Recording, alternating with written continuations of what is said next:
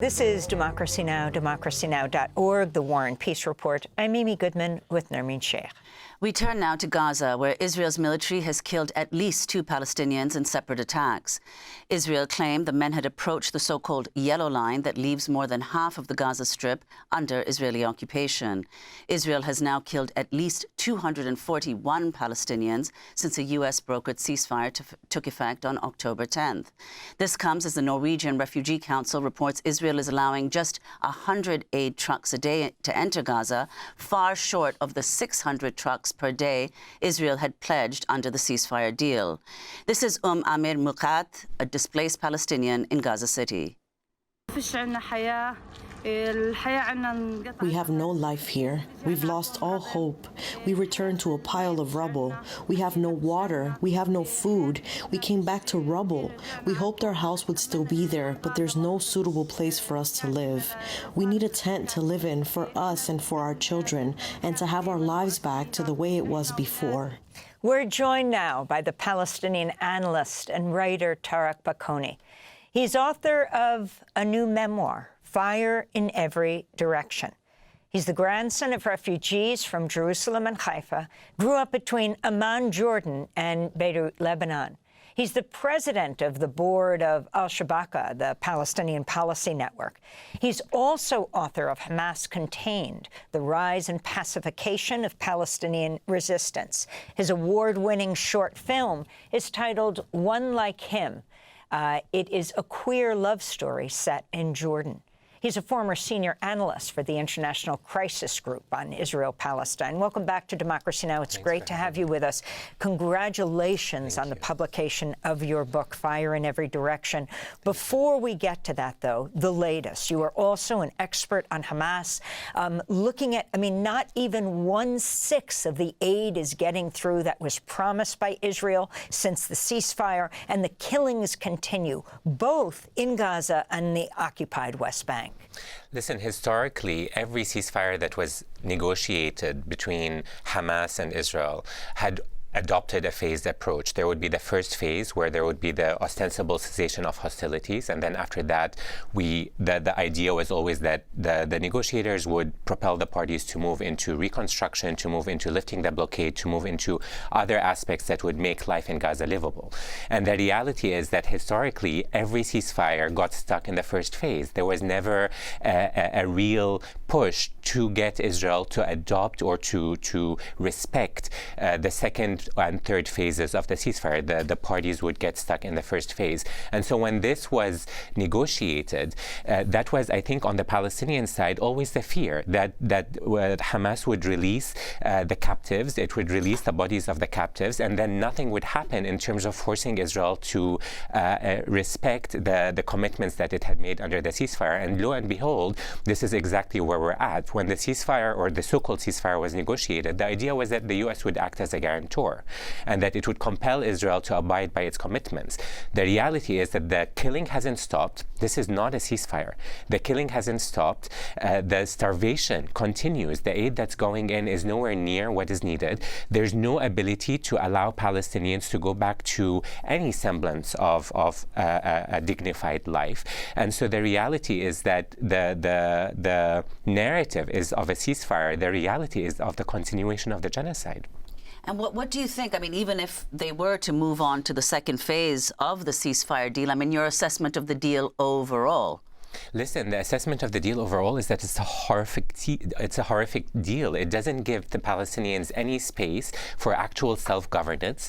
It also gets it brings Israel off the hook entirely. The Israeli regime has committed a genocide for 2 years, live-streamed for everyone to see. And the narrative of the ceasefire is that now we just go back into this language of reconstruction and peace. Where's accountability? Netanyahu is a wanted war criminal. The people around him are war criminals. How do we deal with the fact that this live stream genocide is now being normalized, and we just are expected to go back into a reality where we talk about peace and reconstruction?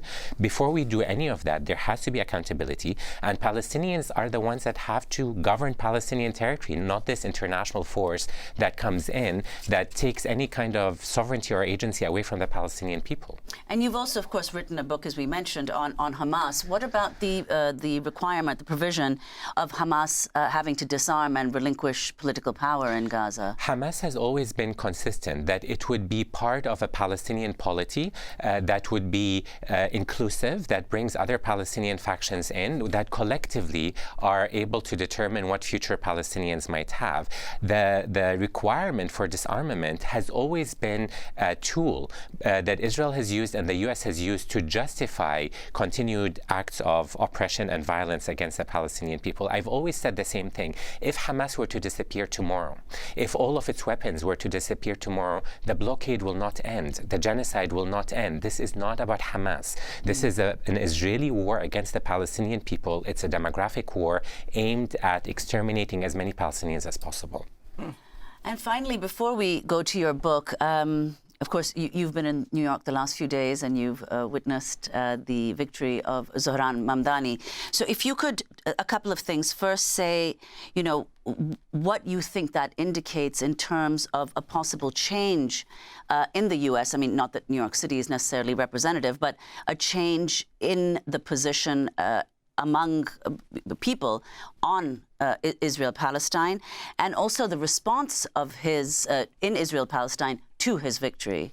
Listen, I think it's an incredible moment, and I think it really shows the potential for real politics that is representing what the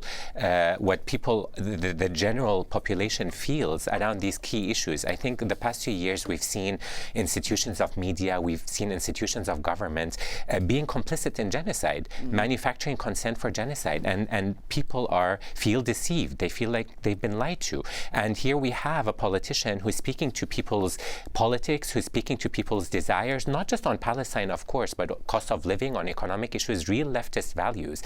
And he's coming in and saying, actually, we understand what this is. This is all a narrative that's fabricated. It's a facade. We really have to deal with this reality, and we have to push forward a politics that represents our people. And actually, I think Palestine is central to this, and he understands that Palestine is central to this. And I don't think that if the Gaza genocide hadn't happened in the past 2 years, it wouldn't have mobilized the base in such a way here that would have propelled his victory. I really think Palestine is central to Mamdani's election victory.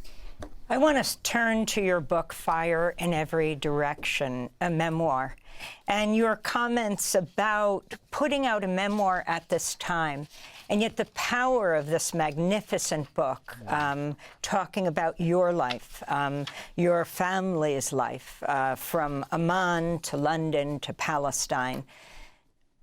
Fire in Every Direction. Why the title?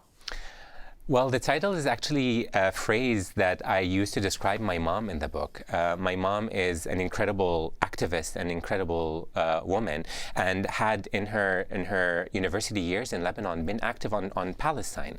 This is before the Lebanese Civil War. My grandparents had been expelled in the Nakba in 1948 to Lebanon. And not a lot of people know this, but between 48 and a few years after 48 to 51, I believe, Christian Palestinian refugees were getting naturalized because the Lebanese government was playing with the demographics of the country. And so my grandparents were naturalized. They were not in refugee camps. They got citizenship, and they became Lebanese citizens. So my parents were born and raised in Lebanon as Lebanese citizens, and my mom was very active on Palestine. And during the Civil War, fled to Jordan, where I was born. And she carried a lot of rage. I think it was rage that moved down to her from her own parents, from the Nakba, from the inability to achieve justice. And so I describe her rage in the book as fire burning in every direction, and so that's really where the title comes from. So Tareq, I mean, talk about the decision to write a memoir. When did you start writing it? And did you always know you would write a memoir? You've said in another context that it's, quote, either the bravest or the stupidest thing I've done. Yes, I mean, listen, I always knew that I had an impulse to write this book. Even when I was writing Hamas Contained, I knew that wasn't the book that I really wanted to be writing. And I started writing this book properly. I feel like I've been writing it my entire life in some ways, but I started writing it properly in 2017.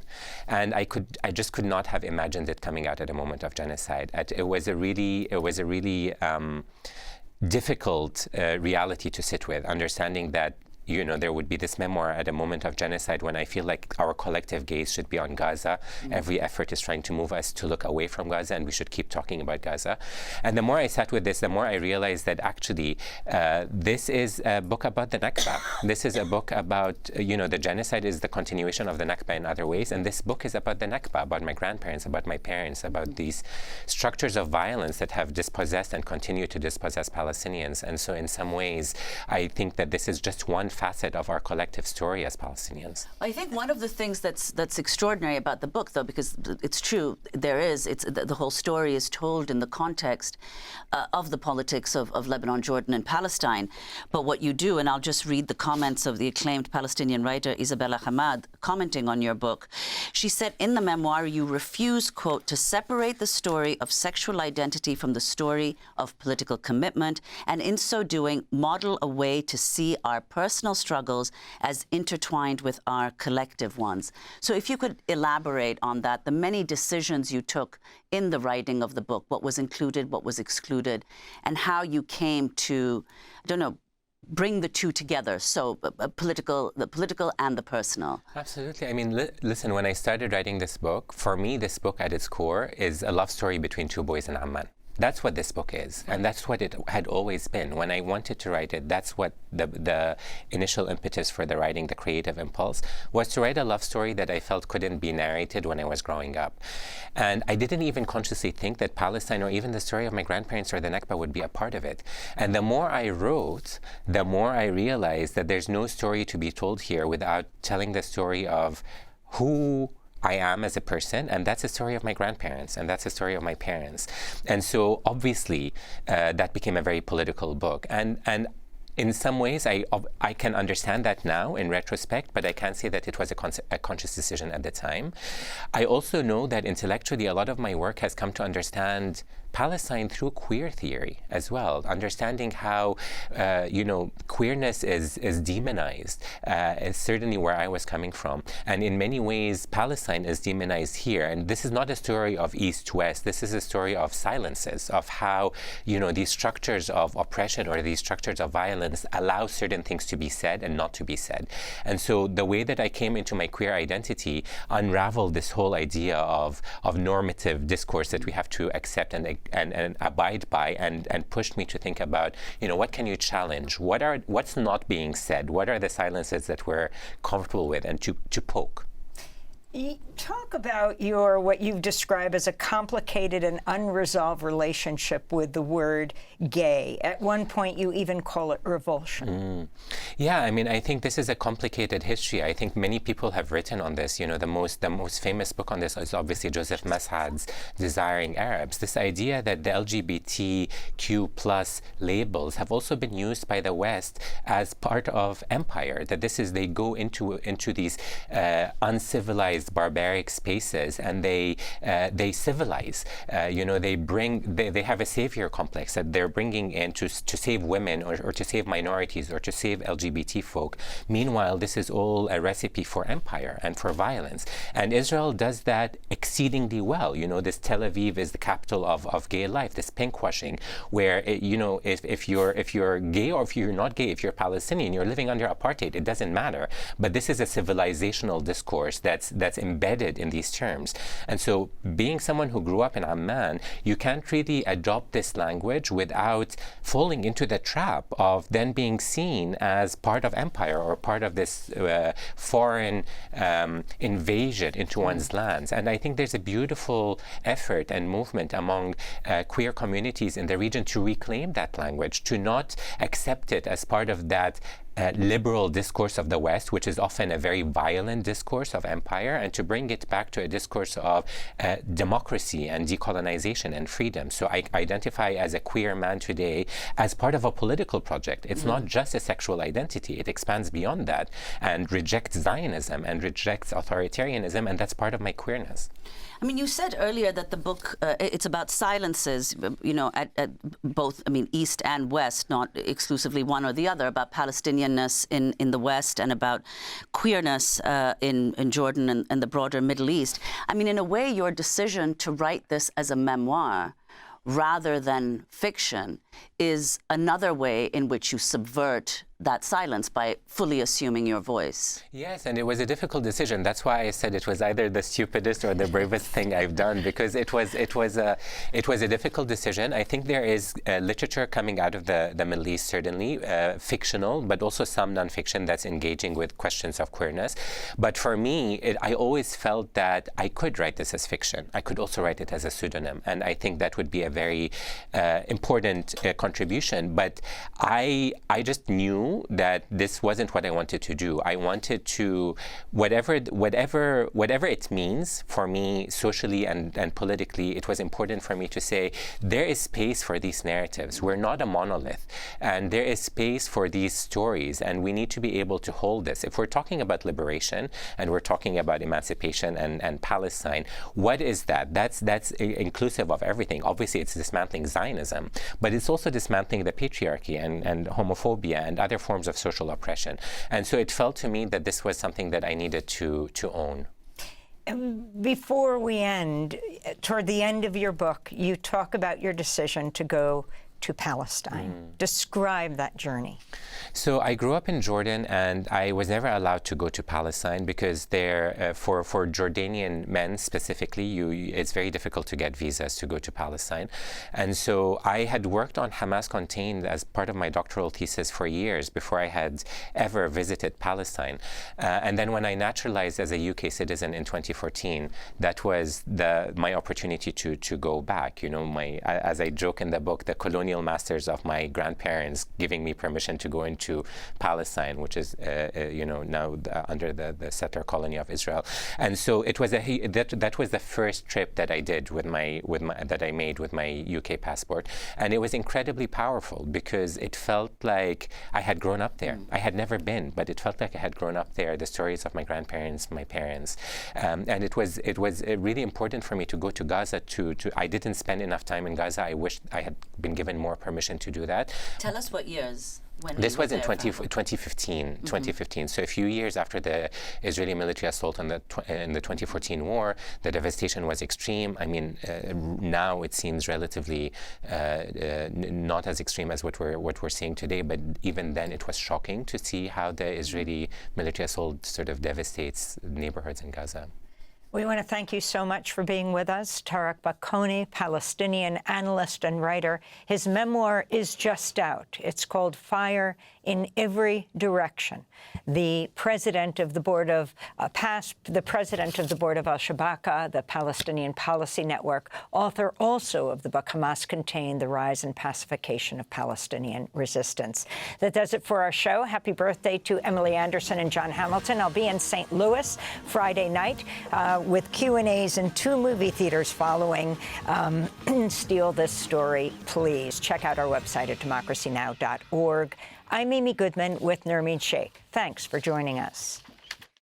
Thanks for watching Democracy Now! On YouTube. Subscribe to the channel and turn on notifications to make sure you never miss a video.